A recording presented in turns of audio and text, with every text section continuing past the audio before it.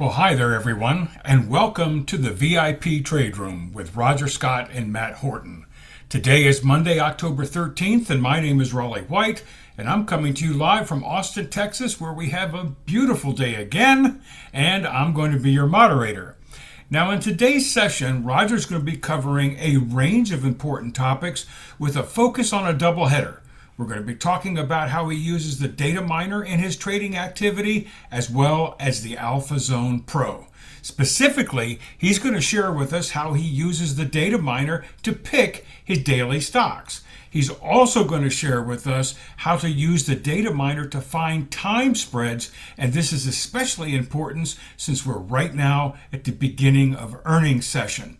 He's also going to share with us how to combine the Alpha Zone Pro levels with his daily levels, why it's important to focus on these daily levels regardless of whatever time frame you are trading the markets. He's also going to share when it's a good idea to trade one-dated options versus zero-dated options. And as a bonus, he's going to share with us what his midday stock picks are. Now, if you've got any questions during Roger's presentation, please type them in the chat window and we'll address them periodically throughout the session so as to not interfere with Roger's presentation. And also, folks, remember that the chat is open to everyone and we do have a couple of ground rules. Number one, always be kind and supportive. Number two, keep to the topic. Number three, no political discussions at all. Number four, please keep your side conversations to a minimum so that the rest of us can focus on what Roger is saying, because after all, folks, he's here to give us an edge and to help us become more confident and consistent in our trading activities. Now, for those of you that joined us this morning at 8 o'clock for Roger's pre-market show, he shared with us the catalysts that were on tap for today, specifically keeping an eye on the mags, the Magnificent Seven, as Nvidia was up 3% coming into the open and Amazon was plus 2%. On the tech side, chips and technology, we had AMAT up 4% and PanW up, not 25, what is that? 2%, pardon me, that's a typo there. PanW up 25%, that would be a headline. PanW was up 2%, and on the industrial side, we noticed that FAST was down a negative 4%. So these were the key catalysts. And the reminder is this, folks. For us, the definition of a catalyst is something that is known or will be known during today's market activity, but is not yet priced into the markets. That's what our focus is, and these were the catalysts for today. Now, as far as Roger's small cap watch list was concerned, there were 6 in particular tickers that he was looking at. And a couple of them, as a matter of fact, are looking kind of interesting. And let me switch and share and go over to...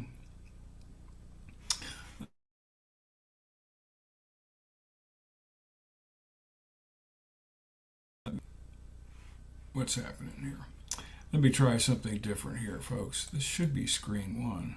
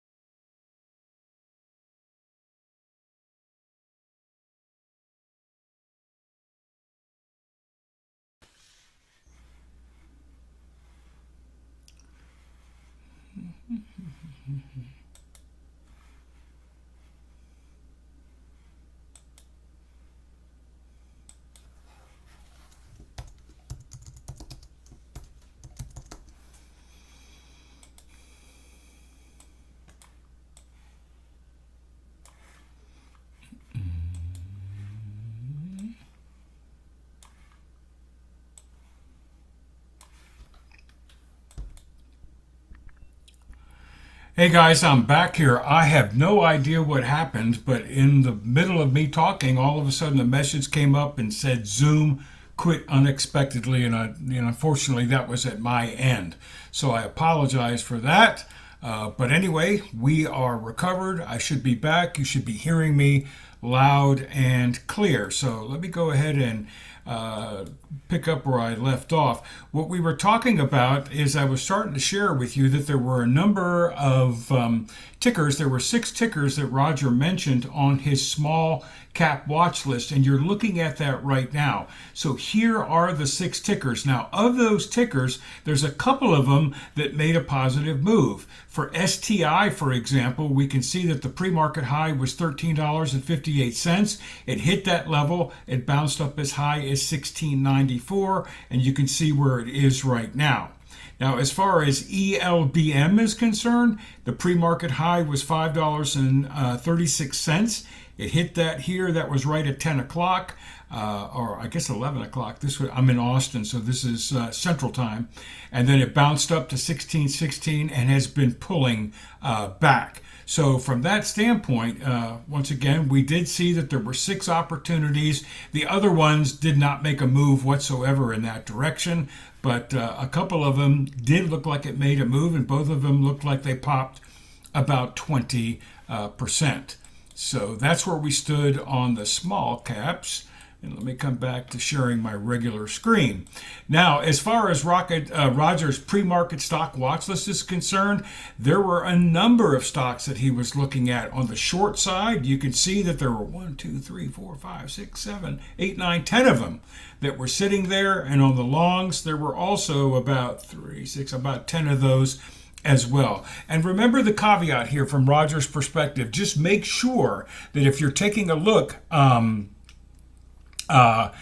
just make sure that if you're taking a look at trading any one of these, that you've got a clear-cut signal to go short, or a clear-cut signal according to your trading plan to go long. Now, as far as Roger's pre-market comments were concerned, right off the bat, we all know that the bond markets are closed today. It's Columbus Day. The bond market is closed, but the stock market is open. We also noted that all the indexes were recovering from Friday's sell-off. I mean, we know what happened on Friday. Trump basically said he was going to put 100% tariffs on Chinese imports effective the 1st of November, and the market sold off big time. Not only here, but it also rattled the markets overseas as well.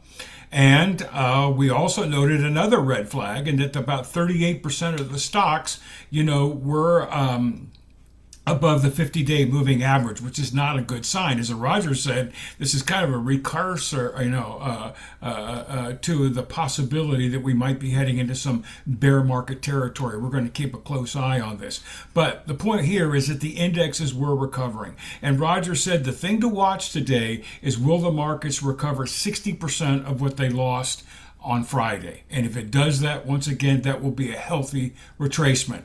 He also said, folks, be careful of shorts, because there's going to be a lot of short activity there because of the sell-offs. But he said only focus on those stocks that have been steadily moving lower. You don't want to look to short a stock that's already trading at daily highs. So stay away from that and be careful. Also, do not go hot and heavy. And please, please, please wait for confirmation on anything that you would be doing. So as far as today's agenda is concerned, the focus, Roger calls it a double header. We're going to be talking about how he uses the data miner, and we're going to be talking about how he uses the AlphaZone Pro. So on the data miner side, he's going to be showing us how he used the data miner to pick daily stocks. Okay, once again, using the data miner.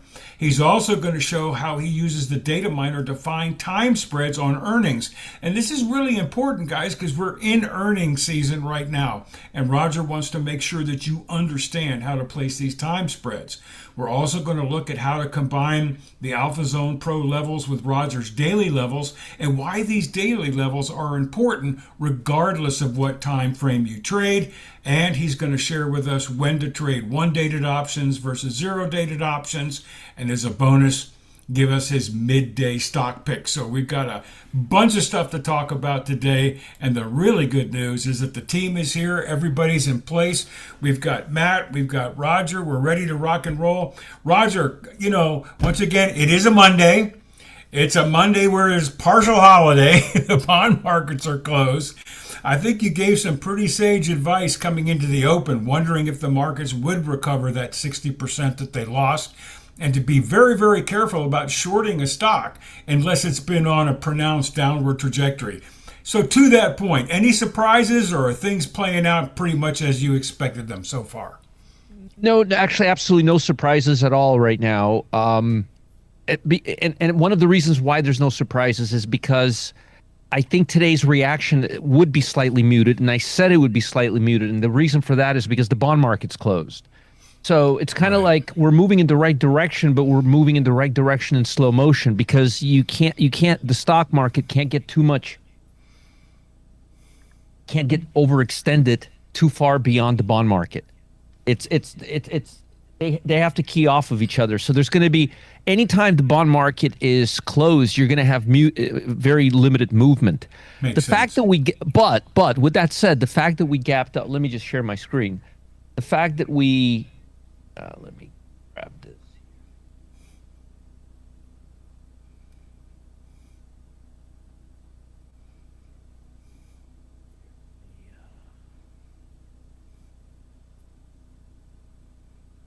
Grab my TC2000 here.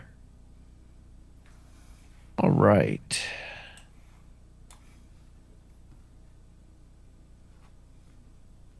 Okay.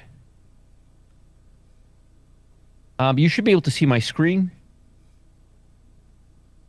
Yes, we do. Yep. Okay, cool. All right, that's what I wanted to hear. So I want to see this up here, not down here. Right now, this can easily return, come back down. I want to see it get above this level right here, the 665 level. QQQ. See how we're getting closer to it? I want to see us above this level, above. Till I do that, I'm going to be very defensive. I'm being very defensive right now. So to me, this is a step in the right direction, but this is not a... I want to see more. I'm not convinced just yet. Does that make sense? It sure does. And you were seeing that across the board on all the indexes, as a matter of fact. Yeah, it's a little better on chips, which is actually the best thing. And let's take a look at mega caps real quick. No, mega caps are still not there. Yeah, so honestly, we really want to see the SPY. I think that's a really good representation right now of just everything we've seen together. And I think it would be great if the SPY can come right here above the 8-day EMA. I think that would be monumental right now. I think that would be huge, huge, huge, huge, huge right now. Okay. So I don't want to get into a deep analysis, because again, we have a very strange situation right now. And by the way, just FYI, see the volatility right here? See how it's coming down? Mm-hmm. If volatility breaks down right here, breaks down, the SPY right here will break up. Okay. So makes sense. Keep an eye on either the SPY or volatility, but it's going to be, they're going to be doing exactly the same thing together. And right now the volatility just looks like it's dead. You could see right here, it's not really doing very much. But if it starts coming down, I don't care which one you look at, it's going to be the same thing. Okay. Vold, excuse me, Vold so far is trending straight up, so volume is definitely supporting. ADD has been strong all day. I mean, the market looks really strong. We just entered our value area, although I wouldn't put a lot of faith into this because of what happened on Friday. But overall, everything is looking great. It's just not as springy as I'd like to see it. But we're not out of the woods yet. We'll be out of the woods when we break into this area right here. These are the levels that I drew for you guys this morning. And so far, I drew them here. I mean, actually, I drew them in the morning. But here's how they've held so far. So you could see how well my levels have held. I give them to you every day in the morning. And obviously, they're not for what already happened. They're for future level. I think most people understand that. All right. Thank you, Bob. I appreciate it. And good morning and good afternoon to everybody here. And good morning, good afternoon, to everybody on YouTube. I have a lot to discuss today. Also, I don't know if you guys know this or not, but we're going to be moving this week. Um, we're moving offices. We're moving offices. We're in Nocatee right now. It's about 10, about a 12-minute, 13-minute drive from my house. Very close. I'm going to be about 5 minutes away from the house. We're moving into a office that's close to all the restaurants and all the locations by my house. So we're actually moving closer to my house. So I'm going to be Ah, about 6 minute drive. I'm going to save about 100 minutes driving time, which means I could spend more time in the morning show with you guys. that's great. Yeah, I'm going to be to no, the loop is going to be away from me. So Matt and I have new challenges. I have not eaten lunch outside of the loop in the last 8 years. This is it's going to be heartbreaking. By now, I should own the loop as a franchise. Some certain folks have recommended it, but we'll have two diners, one to the left of us, one to the right of us, several restaurants in the building we're in, and two supermarkets in both directions. So we'll be all right. We just have to get our so we just need to, it may be rough. You may see me working from home. You may see us or hear sounds of us moving equipment, but we're moving closer to the beach. We're moving closer to Ponte Vedra, and away from here. Okay. So Clyde doesn't he approves the move. Yes, he approves the move. Matt's going to have a hard weekend because he's going to be connecting everything, hooking things up. It's going to be a rough few days, but this is happening Wednesday and Thursday. We also have the dates that I've posted for you guys for the live event, and I'm rallying to have the Cam brothers there, and maybe Gustavo too. So we'll see how that goes. That's not coming till the end of April, though. Good morning, everybody. Good afternoon. Okay. So I want to show you something very, very timely and useful. A lot of times, the way you guys understand things, you're driven by relevancy. And I understand that. You always want to know what's in it for me. I get that. So I want to show you guys something, okay? Earnings season has officially begun. Earnings season has officially begun. Okay? And every time we have earnings season starting, what do? I give you this sheet. I give you this sheet that I'm sharing with you right now. Okay? I'm giving you this sheet right now. You have it. It's on. I'm sharing it. Oh, let me. Matt, can you share it with everybody on YouTube? I'm on the wrong login. Okay. So with that said, yeah, VIX is breaking down and SPY is breaking up. Sheepish candles, though. Anyway, so I really want you guys to pay attention because this is a very important part of Data Miner that we just added to Data Miner, and it's really very cool. And I already talked to Matt that this week we're going to be maybe not this week because of the move. Maybe next week we're going to be adding a bunch of ticker symbols to Data Miner, so it's not just the S&P 500 and 50 or 70 ETFs. But nonetheless, you see how we have earnings coming up on these stocks? So a lot of folks out there, a lot of people out there, what they like to do is they like to trade earnings on these stocks. So what I do is I'm giving you guys here, see this right here, that's Citicorp. See how it's 5.6, 5.6, 3.3. Mm-hmm. That's the expected move. That's the expected move as priced into the current at the money options. Okay? Follow along. Follow along. So, for example, I'm going to make it really easy for you. Okay? Let's say that this is just pure hypothetical. Okay? Just to make life easier for all of our minds right now. Let's say that Citibank is a $100 stock. Okay?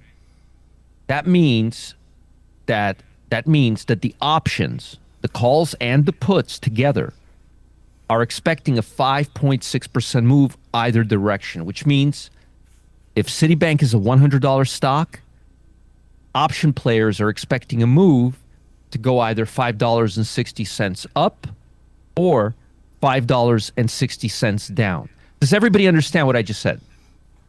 before we go on? Because if you don't understand what I just said, then It's interesting to me, Roger, that it's implied in either direction.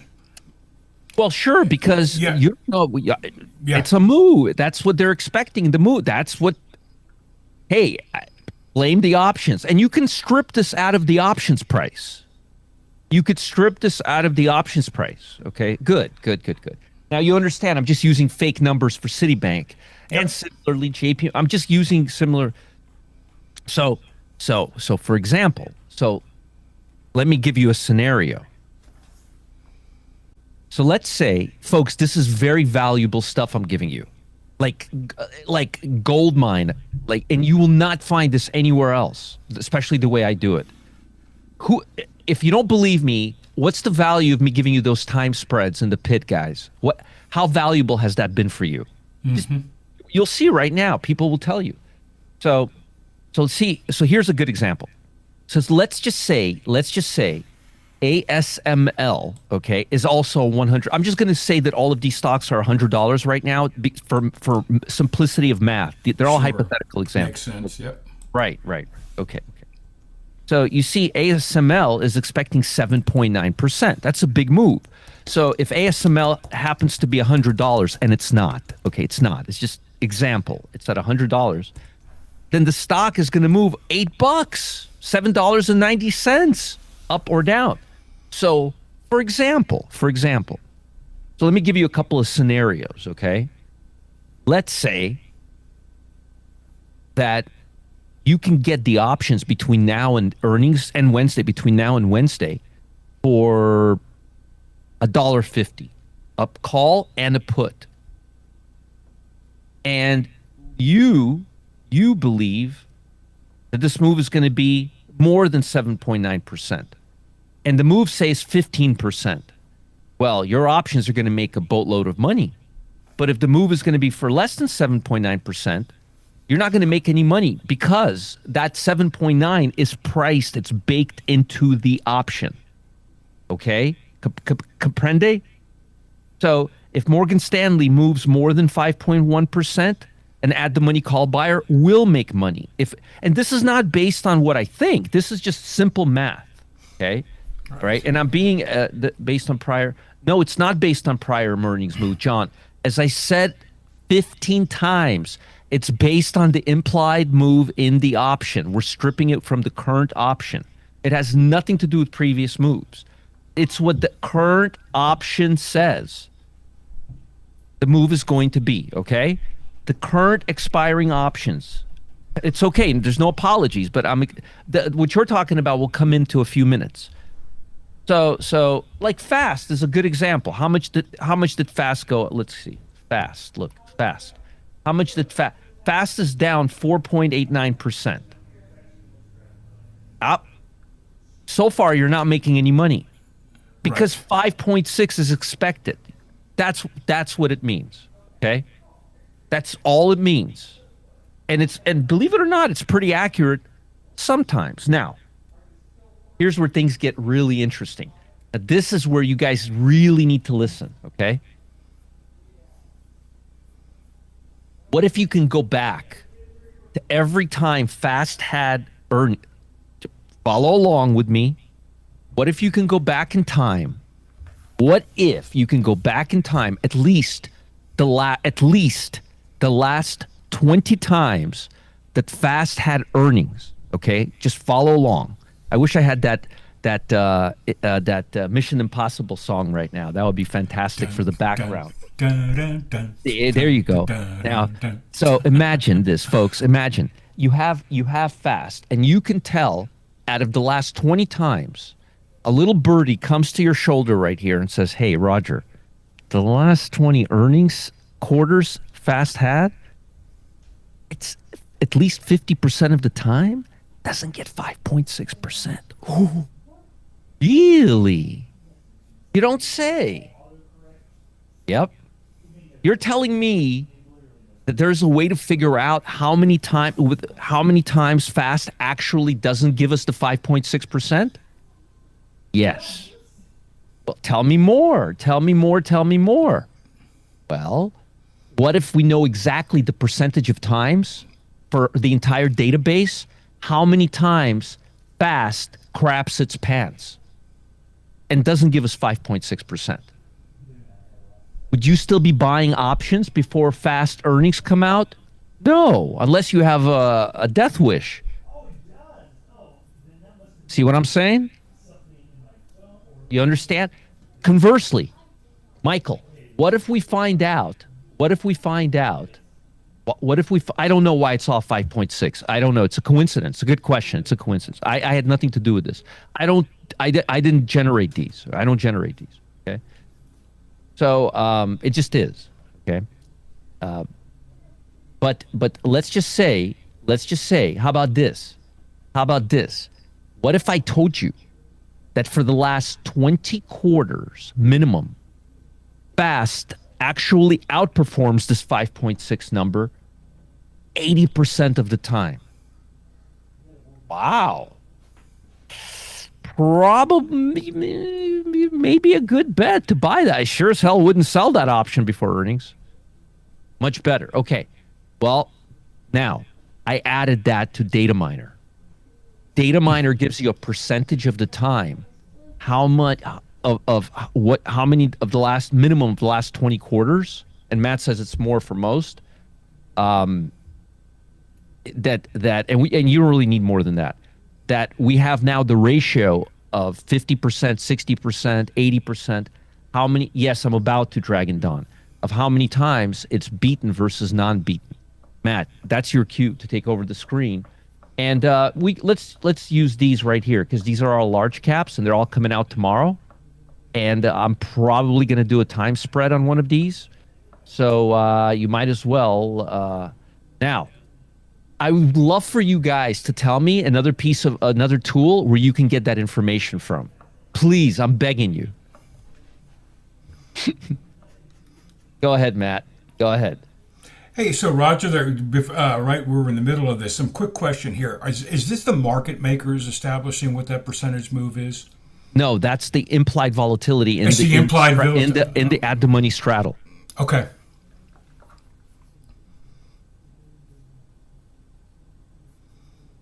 That's yes, the market make not market makers, the market. Literally. And don't argue. I'm not the one setting those numbers. The market is. I'm just saying I'm nothing to do with this. So go ahead, Matt. Where are we? Oh, there we are. So how about we start with a very complex ticker symbol that none of us know, like Citibank. Like Citibank. We're not comparing. We're just exactly. All right. So where's the number? Okay. Failure rate. What is the failure rate telling us, Matt? It is not moving outside of the option or the implied move very often. So it's basically fails most of the time. Yeah, it stays within. Yeah. It stays within range. That means 77.3% of the time, the number does not go 5 points. Matt, you're very quiet. What it means is, there we go. Now we go. All right. What it means is that the failure rate of the option going above that number that I just showed you, what was it? Michael has it, 5.6%. Here, I have it right here. Mm-hmm. It was 5.6. 5.6. Here, look. Yeah. It's 5.6%. 5.6%. That means 87 point something percent of the time, the actual move does not meet that number, which means we're expecting a much lower move, which means the option is overinflated because it's expecting 5.6. Would you take a chance? Would you buy a Citibank call knowing that over 88% of the time, the option the market maker overprices the move? What? You could do that? Yes, I would. Right there. That's pretty crazy, okay? And you're probably scratching your head with two things. If you get it, then you're like, why doesn't everybody else use this? This is like really, really important information. And then, or you're like, what's the point of this? It's useless. If you don't get it, if you get it, you're like, why doesn't it? So you're either thinking two things. If you're thinking, why doesn't everybody else using this? Then you really understand what this is for.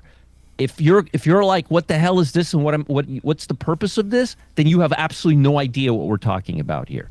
So I think there's like two camps of people, and I want to make sure that people understand what camp we're in. Failure rate is how many times it fails to outperform the levels. In range, it stays in range. See, okay, I'm gonna unshare you for a second, Matt.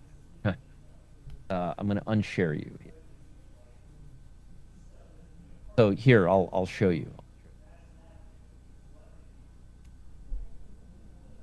Here, yeah. Can you replace current? Yeah, there we go. Okay, so look. Let me explain what failure rate is. Citibank, C 5.6. Okay, it only can generate 5.6 every time, depending if it's 5.6 or 8.9, whatever it is, right before earnings, the week of earnings, which is when we get the implied volatility. It means it can't bypass this rate. Okay. So it fails to outperform. So it succeeds only 12% of the time. 12% of the time. You think it's counterintuitive? Yeah, Matt, maybe we should put the other way around, the success rate, not the failure rate. Or I don't know. But then again, succeeding in what? I'll have to think about it. Folks, right here, I'm trying to teach you concepts, not discuss or give suggestions for labeling. So if you want to do that, this is not the place to do it. Okay? So the point is, and this is what you need to understand, labeling can be fixed in 10 seconds. Me explaining it cannot. So that means that 88% of the time, Citibank does not outperform. That means the options are overpriced 88% of the time. Would you buy options before on Citibank? No. Would you do a time spread? Hell yes. Michael, selling a straddle would work, not buying a straddle. Selling a straddle. Selling a straddle, not buying a straddle. Jack, you'll have to watch the video. I'm not going to answer questions that I've already explained at least 4 or 5 times. And I'm not going to answer any questions that I've already explained in this video. This will be put in the members area. So all of you are asking questions that have already been answered. So, and we're not going to do any of those things with this anyway. So let's take a look at Johnson & Johnson, Matt. You take over the screen again. Let me stop my share, okay? Go ahead. I'm trying to teach you a concept. I'm not trying to teach you a really cool concept here. So failure rate, yeah, it should be success rate, not failure rate. Success rate at 12.7%. That means it succeeds breaking this level 12.7 times. So change this to success rate. Okay, Matt? Okay. Success rate 12.7 times. Yeah. So it succeeds only 12 point. Yeah. So now, as I mentioned several times, we're going to have a lot of things like this. Of course. So yeah, but you guys understand what it means, and that's the key. Go to Johnson & Johnson.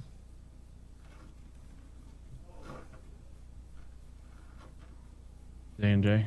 J&J.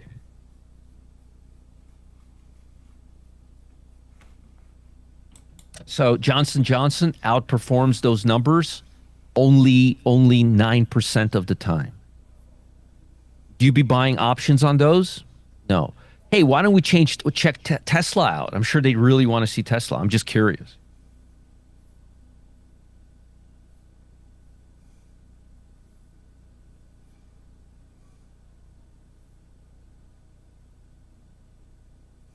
Okay. So all of you folks that buy options ahead of earnings on Tesla, your chance of success, assuming you get the direction right, and you'll be wrong on that most of the time too, is only 18.6%. That's how many times the move is not priced into the option. Now, in my opinion, this is really, really valuable information. Let me explain to you why this is very, very valuable information. Because if my success rate is less than 40%, okay, what I could do, it goes back at least 20 quarters, which is 5 more years. yeah, it's more than enough. Now, why do I need that data so much? Why do I care about the success rate so much? Because if my success rate is less than X amount, then that means most of the time, right? Most of the time, like in Johnson & Johnson, our success rate was like 10%. That means most of the time the option is way overpriced. In this case, the option is already pricing in that move over 81.4% of the time, which means you should never trade earnings ahead on Tesla. Something I've been telling you now for about 10 years, but this actually quantifies it. See, Ken, it's different. Isn't Ken, I know how much you appreciate numbers. Isn't it great to have something to actually back up a theory without having to say, well, maybe? This tells you right now that 81% of the time you take a Tesla trade ahead of earnings, you will not make money unless you're shorting it. I mean, unless you're selling a straddle. That's very valuable information. Very, very valuable information. It is fantastic. But let me tell you a more fantastic way of using this information. So, go back to Johnson & Johnson. Yeah, see, this will prove to you shouldn't be taking a trade. Okay. Oh, wow, we could do more. Okay, so look at this. This is like do you really want to bet that the stock is going to go beyond its earnings expectations? It only does it 9% of the time. Okay? That's not how it works, Frank. You don't understand time spreads. So what it gives you is something a little more valuable. So for a time spread to work, this week's implied volatility, I'm answering your question, Frank, in the best way possible. So pay attention. So you want this week's implied volatility. So let me ask you a question. Does this give you the information you need to place a time spread? You need two things for a time spread. You need this week's implied volatility to be 50% higher than last week's implied volatility on the at the money option, and you need the success rate to be over 50%, about 60%. So let's see if we could solve that here, considering, Frank, that you're always buying the at the money options, and considering that the trade for a time spread is always the same. So me giving you a time spread would be really redundant. Instead, I'm giving you the answer of whether you should take a time spread trade. Hence, let's play this game. What's this week's implied volatility? Matt, this is your chance to go like this with the mouse so they could see where this week's implied volatility is. Does it give you the data for this week's implied volatility? Yes, it does. Does it give you the data for next week's volatility?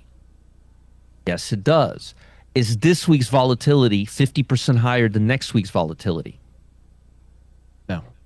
No. No soup for you, Frank. No soup for you. Now let's look at Morgan Stanley.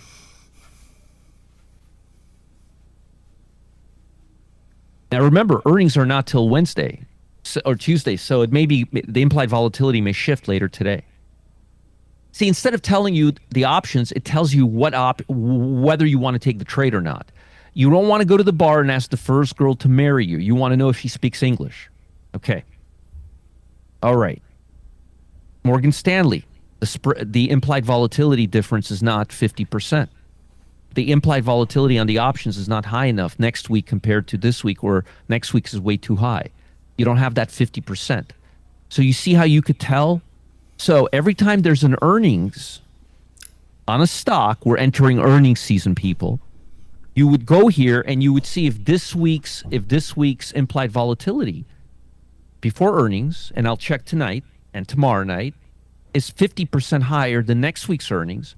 And if our success rate instead of failure rate, which will be changed momentarily, is at least 60%. Even 50% is okay. Why? Well, because why do I want this week's implied volatility level to be 50% lower? Why do I want this week's implied volatility to be twice as big, 50% higher than next week's? Because I want to sell an option and I don't want to pay next week's option nearly as much. And I want the success rate to be 60% because I want that option to stay in that level. I want a double whammy. I want one option to pay for the other, and I want the success rate to be wrong. I want to pretend I'm a market maker for the day. So, do you see how the data miner gives you exactly the information that you need to determine whether you need a time spread? What Frank asked that question was, does it give you the options? Well, Frank, the option is at the money. You sell this week's at the money. You buy next week's at the money. That's it right there. But we need to know whether you want to do it or not. Capiche? And that answers that question right there. So before the market closes, if I know that earnings are coming out tonight or tomorrow morning, time spread, baby, because the implied volatility really shifts. Now you actually have the numbers and the data that you need to place time spreads. 2 numbers. And Frank, I will have options for it, but they're always going to be the add the money options. I mean, they're just always add the money. This week's expiration is selling and next week's is buying. Add the money. That's it. I just answered it, Rauf. He asked, will it give you the options? It will. We could probably put that in within 10 minutes if we really wanted to, but it's always the add the money option. This week's you're selling, next week's you're buying. Capiche? All right. Now. And the magic thing here, Roger, is you're looking for that 50% difference. And the success rate of how many times it stays in. Yes. I want to make sure the option is overpriced, period. And I want to make sure the option is always overpriced before earnings. Yep. Then I'm going to sell it and buy next week's for cheap and have this week's option pay for next week's option.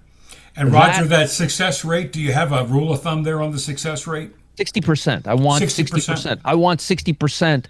60% of the time, I want the option to stay within the range. Okay. Yeah. Yep. Matter of fact, Matt, you know what I would put there? Success rate staying in the zone. I would even put that in there. Can you do that, Matt? Yep. Success rate of staying in the zone. How about that, folks? Right? Mm-hmm. Yes, that's what's labeled failure rate. It's the reason technically he's right. It's the failure rate of how many times it fails to go outside, but the way it's labeled, it's giving you the inverse ratio. Mm-hmm. Right? So yes, how many times the success rate of staying in the zone. Wouldn't that be better, folks? Right? Mm-hmm. Right? Does everybody do we get thumbs up on that? Success rate of staying in the zone. Bingo. That's it. Success rate of staying in the zone. Mazel tov. We solved the world crisis problem. Very, very, very binary. Very straightforward, Roger. Yeah. And that's how you trade. That's how you trade earnings. That's how you trade earnings. Also, somebody brought up a very good point. Somebody said, "Can you do a straddle or a strangle?" Yes. So think about this, okay? If the success rate of staying in the zone is like 90%, that means 90% of the time, those options get overinflated, which means if you sell an out of the money or like sell and add the money put and sell and add the money call, these are very advanced strategies. I wouldn't do it for a beginner. I would only do it if you understand all the, but theoretically speaking, you can do that. So if you like to do those type of trades, and I wouldn't do those type of trades unless you have a massive account and you're a professional trader and you understand all the risks with that. But But, how about the opposite? How about we find the stock? So let me give you another. So Alex, let me give you the other edge of the coin, the other scenario. Let's say we find the success rate of staying in the zone is 10%. Okay, of staying or staying in the zone is like it hardly ever stays in the zone. Okay, it hardly ever stays in the zone. So you can buy a call and a put and expect a big move. So yeah, Matt, what we want to see there, Matt, is the success rate of its staying in the zone. Okay, Yep. that's what we want to see in there. Already Because sent out. yeah. So make sure the metric matches what the description will be. Okay. Yeah. Now, Roger, to be able to do this, if somebody just has level 1 options, can they do a time spread, or do they really need to have the permission to be able to trade a spread like In level 2? In theory, they shouldn't, because you're selling the near week and you're buying the I was far thinking the week. same thing. It's You're just two completely separate covered. trades. You're Yeah. completely your risk is you're always going to have a debit of a few cents, and that's your max risk, because even if you get exercised, you can roll it. You can just.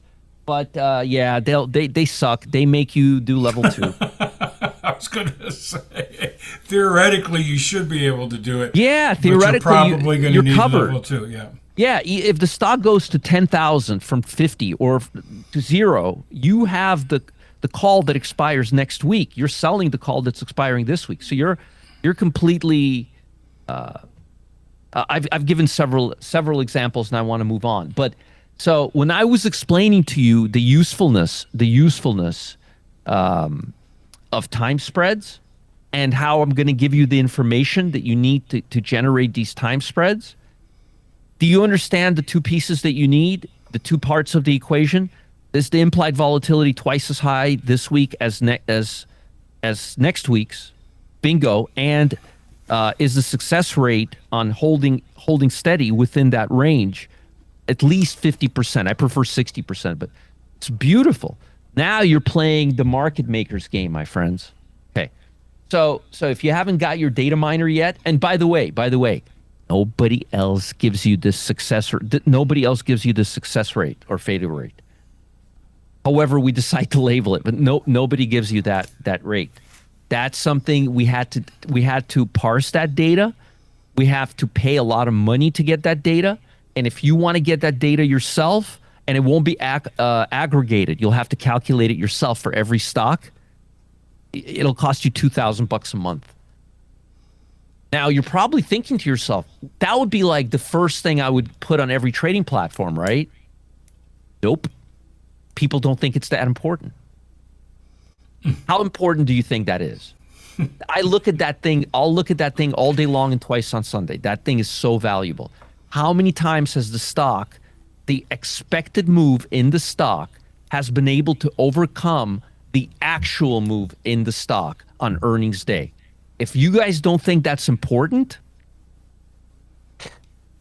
how can we predict implied volatility for next week? You don't, Raouf. Who cares next week? You care about it this week. You're buying the option that's expiring next week, this week, not next week. I don't care what the implied volatility is next week. By next week, this week's option will already expire, and I don't have to compare implied volatilities. So your question is completely moot. All right. Very spicy today, even though it's a holiday. Well, yeah, and it's kind of interesting. I see where people are coming from. The mind wants to ask the question why 100 times. Yeah, but when you look at the data miner right there, it's giving you the information that you need. Yes, it's giving you what you need to make Yes. that decision. What do I care what the implied volatility will be next week when my only reason for compare? Notice something interesting. Notice I don't care what the implied volatility is. I want the implied volatility to be 50% higher this week than next week. I never said what I want it to be. I never gave you a number. I just said 50% higher. So after this week's option expires and I own and it paid for 80% or 90% of my option that's expiring next week, what do I care what the implied volatility on that option is? Who cares? All right. Jim, your question has absolutely no relevancy to what we're talking about right now. And it has no relevancy to this answer. It's not dependent on a hold period. It's nothing to do with hold period. It's a completely separate part of data miner. All right, I'm going to move on. Right. And Roger, the other thing is this, just because several people asked the question, the key to this also is to look at placing this trade the day before the earnings come out. Yes, yes. Otherwise, this is useless. It's absolutely useless. So that's why you already gave us a list of all the earnings that are coming out. You only okay. Let me. Yeah, I kind of forgot the last part. It's kind of important. Yeah, the only time you want to initiate. Ooh, we got a lot of people on YouTube, and we got a lot of people here today. Got a lot of. We got the whole posse here. The only time you want to initiate or even look at this trade is, let's say you have earnings tonight at 4 o'clock in the afternoon. You start looking at this like at 2 o'clock, 3 o'clock. So 2 hours before earnings, or before it. Let's say earnings are tomorrow morning. So the time to look at this stuff is like 2 o'clock in the afternoon to 3:30 in the afternoon. Okay. Why? Because the closer you get to earnings, the more juiciness and crispiness the implied volatility will be in this week's option. And oftentimes that's when you get that 5% difference. This will all be posted in the members area for everybody who purchased Data Miner. Okay? And the value of this information is on a scale of 1 to 10, about 100. Okay? All right? If you don't believe me, ask anybody who's taken 10 time spreads with me. They will tell you. Please don't stop giving us those time spreads. I know, that's the amazing part, Roger. Yeah. Because we did that analysis. We asked that question, I think it was last week or the week before last. And the overwhelming response is we can't remember the last time a time spread lost. That's an earnings play. Yeah. That's an earnings play. So if you don't know why you should be paying attention to this, because we're talking about how to trade earnings and make money 85, 90% of the time and do it for pennies on the dollar. That's what's in it for you if you get it. That's why Data Miner is so hot. You can't find this anywhere else. I had to put it in myself. I'm not kidding. I had to put it in myself. You do a few of those time spreads, and then you tell me how valuable this information is, because this is exactly the info that I'm using for those time spreads each and every day. All right. So I want to thank you, Matt, for sharing your screen with us. Yeah, make sure that once we put staying in the zone, that the number here actually is representing not the number of the times it fails the zone, but how many times it stays in the zone. Okay? Capiche? Matt, are you there? Yeah. Yep. Did you hear what I just said? Yeah, I'm just making sure you're not confusing me. Success rate, success in the zone. I want this number to tell us exactly how often the stock remains in the zone, does not escape, fails to break out. So this stays in the zone 86% of the time. Right? Yeah, 85.9. Exactly. That's what I want. So I want, so don't give me the failure rate. Give me the success rate of staying in the zone. So I want this to be success rate in the zone and this to be the opposite of what this is, assuming that that's how many times it stays in the zone. Basically, we're on the same page, right, Matt? Yeah. Okay. Folks, can we all get behind that? Yep. Success rate of staying in the zone, and we want the success rate to staying in the zone. This is the failure rate. He's going to put the success rate. We got it all squared away. We're gonna fix that, and then we're gonna make sure it's stays in the zone. Yeah. Stays in the zone, Matt. Stays in the zone. Yep. And that's it. Stays in the zone, and we want it to stay in the zone at least 50-60% of the time. Yeah, there you go. That's it. So we're all good. Remember I told you I wanted to get get it working pre-release. Make sure you guys had it. We'll get it all straightened out. All right. Yeah, exactly. So now I want to talk about I'm going to switch topics right now. I'm going to pull a 180 on you all right now. We're going to talk about here. Let me share my screen again. For a few minutes, I want to talk about right now. The market is getting a lot of volatility, and one thing about volatility is it causes market internals to really move. And when you have market internals moving, you have a lot of really actionable signals on Alpha Zone Pro, both on the trending portion, which would have hit right here and kept you long, or the non-trending portions, which are right here, which just gave you a short signal and we would be short right now. This is wrong because this candle is not a right candle. It's an error. But probably till about right here, or maybe the VWAP, which is about 661. And it's moving. This is Alpha Zone Pro, and Alpha Zone Pro is it's a state-of-the-art platform. It uses a non-lagging indicator, which has two views, and it uses these levels. And what a lot of folks have asked me in the last couple of weeks, because what I've been doing, let me just show you so you understand what I'm talking about right now. Again, context is the most.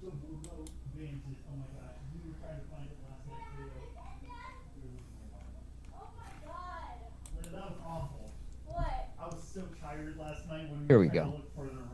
Every morning I give you these levels, right? I give them to you for free. It doesn't cost anything, and I put them here.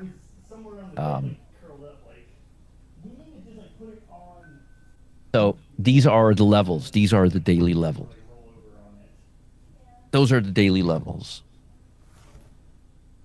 Those are the daily levels. And you could see that they're pretty important, and they hit quite often, actually. Like you can see right here, you can see right there. They're very, very important. You're welcome, Just Old Bob. Now, so folks have asked me, well, Roger, that's great. I mean, I'm glad you're giving us those levels, but how do we use these levels in conjunctions with the levels you give us? Yep. Fair question, right? Fair question. Yeah. Fair question. Okay. So here's how I would do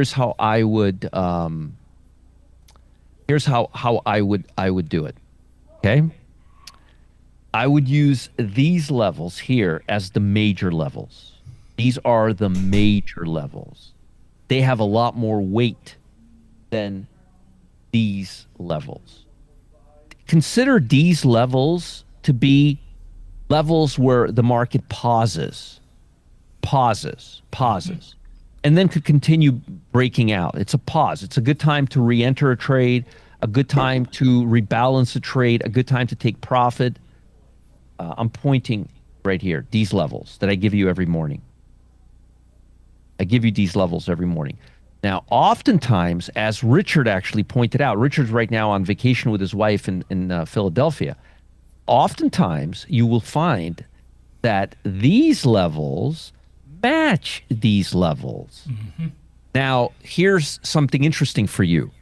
When I generate these levels for you, I have no idea what these levels are or what they will be. I don't start looking at these levels till 10 o'clock in the morning, usually 9:15, 10 o'clock in the morning. So I'm not lying. I'm like dead serious. I don't even turn on TC 2000. I mean, I don't usually even turn on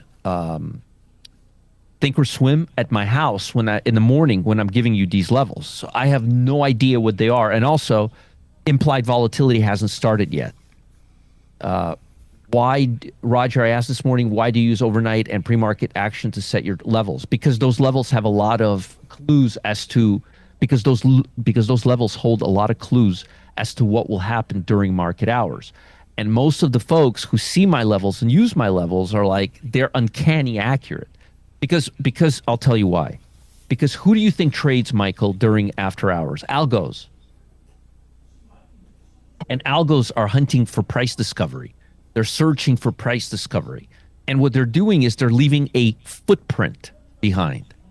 And folks who really can understand price action like I can, they could figure out where that footprint is, and they could use that for the future session because the algos, they have that footprint in the back of their mind, and they keep exploring those levels. Did I answer that question sufficiently enough? Beautiful. Because of algos. Okay, let's continue. So if you see a red arrow and a turnaround bar at 663, 71, let's see, 663. See, the highest one I have here is 663. And I swear to you on my Dogs and Cats Live, I do not look at Alpha Zone Pro. I have no impact. The only thing I look at is overnight price action. I don't look at anything, okay? Because I don't have it here. I just don't have it at home. And even if I did, I wouldn't use it. But if you see a level and they're coming very close, like for example, see right here, 559.08, and here we're at 558.90. You got a double whammy right there. So if I'm drawing a level for you and that level is being matched or, relatively a few ticks away on Alpha Zone Pro, that level is very, very, very, very useful. Very, very, very, very useful. If it's not, then I would suggest using that as a secondary level. In other words, use it to add to an existing position, add to take away from an existing position. Use it as a red flag. But if you see something that's moving and that's continuously moving with it, my suggestion is Catalin says they are amazingly accurate. Well, thank you. Yeah, Jeremiah just pointed out that AZP doesn't even show levels till 9:30. I'm usually getting those levels for you in real time. You guys have seen me draw them for you, Raleigh. You've seen them. Absolutely. Every morning, 8 o'clock. Yeah, I'm not looking at anything else. I would not. As a matter of fact, I would go out of my way not to look at anything else because I don't want. You've already published your process. You start with the previous day high and low, and and once again, it's a. But the nothing reason magic. Yeah. No. It's a very simple process, and you can generate the same levels: stair steps, 30-minute support. Very simple stuff. And then we add things like VWAP and my levels. So I would treat my levels like a VWAP, unless those levels are very, very close to the levels that you're seeing here. Now, what I'm going to do right now is I'm going to have a formal class on the Alpha Zone Pro, and this class will explain to you every little part of this in the grossest of details. Okay. And I want to say before I do that, I want to say something very important, and I want you guys to pay attention to me. Okay. First off, right now, what we're seeing is volatility. Day trading and volatility are best friends. Okay. Are best. They're best buddies. Okay. They love each other. Okay. They can't live without each other. Okay. We've already taken 2 trades this week, and we've got profit. We did really well last week, and we really did well the week before that. As a matter of fact, we've been on a roll. Some of the tools that we use to day trade the Trading Zone Live program happens to be Alpha Zone Pro, the tool I'm going to be talking about right now. Now, folks, if you're worried about the government shutdown, if you're worried about inflation, if you're worried about any of those things, it doesn't make any difference if you're day trading. It doesn't make any difference. Day trading thrives on volatility. Now, my chat is closed right now. I'm going to be respectful to Raleigh. I'm going to let him do his job. I'm going to go through this presentation. I want you guys to pay very close attention. This will answer a lot of your questions.